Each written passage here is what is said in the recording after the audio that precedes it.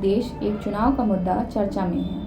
केंद्रीय विधि एवं न्याय मंत्रालय ने पूर्व राष्ट्रपति रामनाथ कोविंद की अध्यक्षता में इस पर मंथन के लिए एक उच्च स्तरीय समिति गठित कर दी है। एक साथ चुनाव से आशय लोकसभा और विधानसभा के चुनाव एक साथ कराने से है। चुनाव प्रक्रिया को सुसंगत बनाना भी इसका उद्देश्य है। इसका अर्थ यह नहीं कि पूरे देश में सभी लोकसभा और विधानसभा सीटों के लिए एक ही दिन में चुनाव करा लिए जाएं। इसके बजाय चुनाव प्रक्रिया विभिन्न चरणों में संपादित कराई जा सकती है, ताकि निर्वाचन क्षेत्रों में मतदाता एक ही दिन में लोकसभा और विधानसभा के लिए मतदान कर सकें। सामान्य तौर पर हर दवाई की तरह सुधार का घूंट भी कड़वा होता है, और अगर जल्द दुरुस्त होने की इच्छा ना हो तो मन नहीं होता दवाई लेने का। कोई न कोई बहाना ढूंढ ही लिया जाता है। प्रशासनिक, आर्थिक, राजनीतिक और चुनावी जीवन में भी ऐसा ही होता है। सुधारों को किसी भी तरह टालने का प्रयास किया जाता है। न्यायपालिका में सुधार की कोशिश हुई तो उसे खारिज कर दिया गया। राजनीति में अपराधियों के दखल को रोकने की कोई दल स्वीकारने को राजी नहीं है। अब एक बड़ी चर्चा पूरे देश में एक साथ चुनाव कराने को लेकर छिड़ी है, तो कई दल आसमान सिर पर उठाए घूम रहे हैं। दुहाई दी जा रही है कि संघीय ढांचा चरमरा जाएगा और लोकतंत्र खतरे में पड़ जाएगा। सच यह है कि हर किसी को पता है कि साल में औसतन 4-5 चुनाव और उनके चलते सरकारी खजाने पर पड़ने वाले हजारों करोड़ का बोझ झेलने वाले देश को इस समस्या से पार पाने की जरूरत है। चुनाव सुधार का मामला सीधे तौर पर राजनीतिक दलों के हित अहित से जुड़ा है। परेशानी की बात यह है कि विपक्षी दलों को कभी भी कोई सुधार का कदम रास नहीं आता। वे सुधार की हर पहल का विरोध करते हैं। सुधारों के मामले में आम सहमत की राजनीति का अभाव बढ़ता जा रहा है। कई दल प्रस्तावित सुधारों की गहराई में जाए बिना ही उसका विरोध करने लगते हैं। जीएसटी के बाद से ऐसा कुछ ज्यादा ही हो रहा है। 6 साल पहले शुरुआती तौर पर जीएसटी के विरोध के बाद आम सहमति बन गई थी। यह एक सच्चाई है कि जीएसटी के कारण जन कल्याण और विकास कार्यों के लिए सरकार के खजाने में ज्यादा पैसे आ रहे हैं और खर्च भी हो रहे हैं। कोविड काल में सरकार अधिक पूंजीगत व्यय कर पाई तो उसमें जीएसटी का भी हाथ था।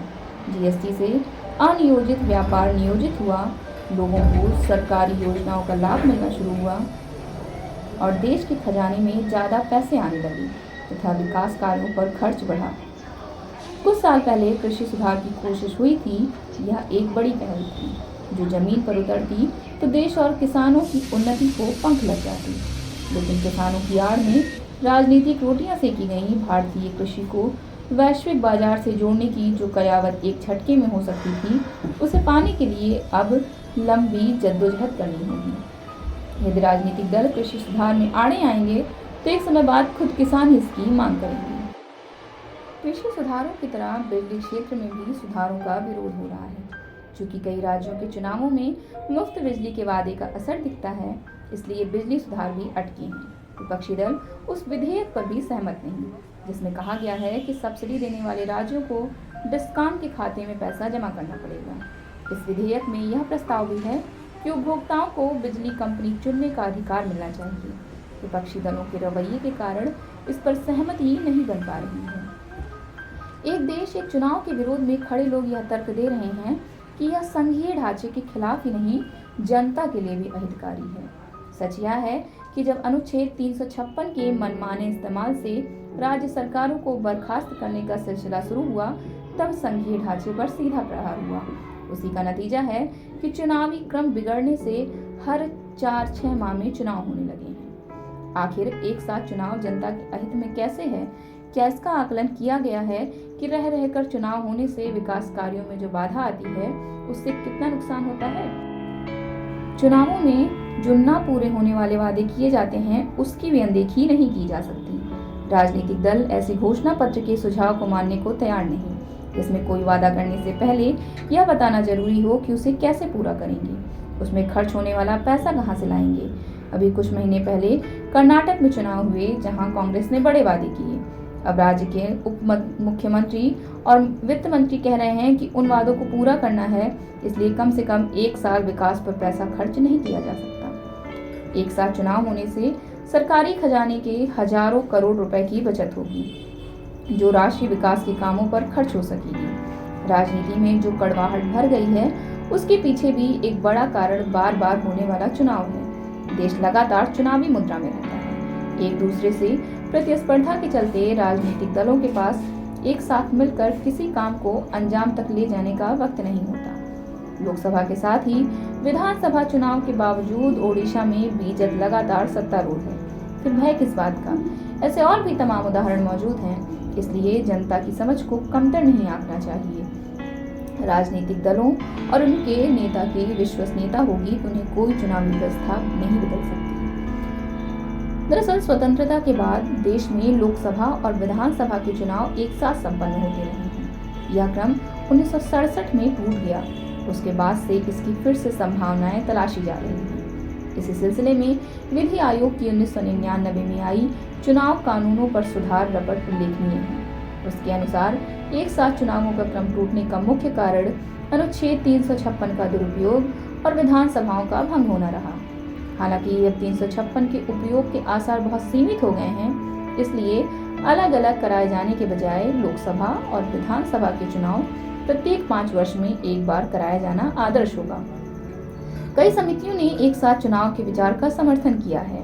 कार्मिक, लोक शिकायत, विधि एवं न्याय मामलों से जुड़ी संसद की स्थायी समिति ने 17 दिसंबर 2015 को राज्यसभा में प्रस्तुत एक रिपोर्ट में सुझाया था कि सभी दलों को एक साथ चुनाव पर गंभीरता से विचार करना चाहिए। विशेष रूप से आर्थिक विकास की गति को देखते हुए यह बहुत आवश्यक है, क्योंकि बार बार चुनाव के चलते लागू होने वाली आदर्श आचार संहिता के कारण कई परियोजनाओं का काम अटक जाता है।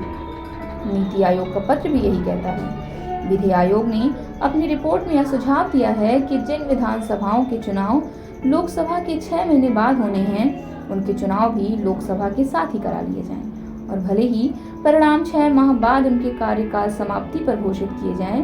वहीं 21वें विधि आयोग की 2018 में आई रिपोर्ट में भी एक साथ चुनाव वाले विचार के पक्ष में मत व्यक्त किया गया था।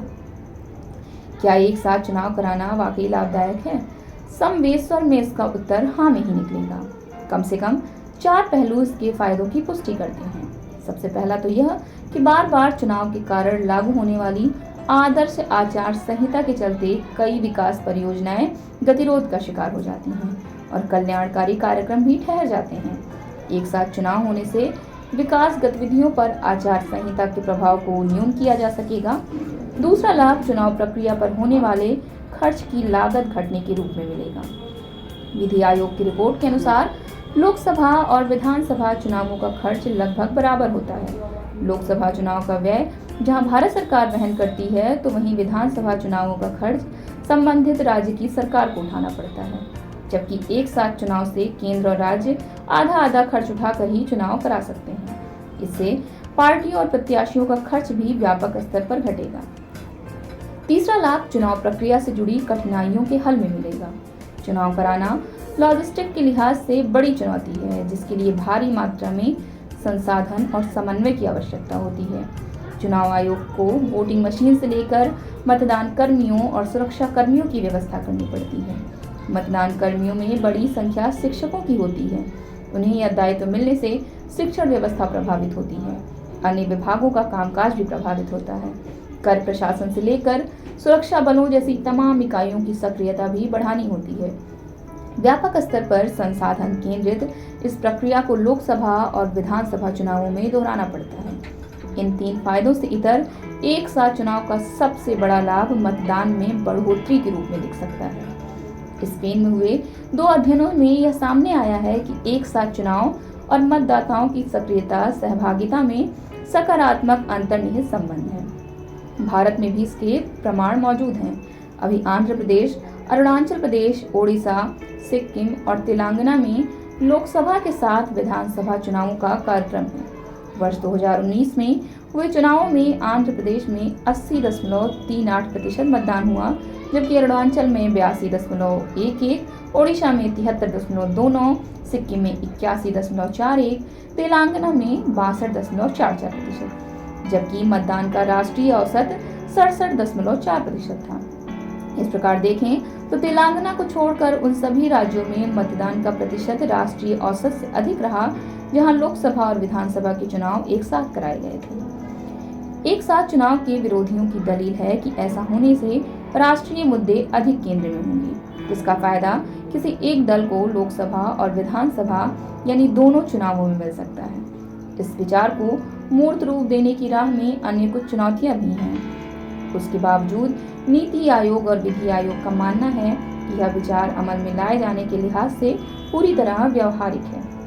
कुछ लोगों को यह आशंका भी सता रही है कि एक साथ चुनाव संबंधी संवैधानिक प्राविधान संघीय ढांचे को कमजोर कर राज्यों की स्वायत्ता को हटाएगा।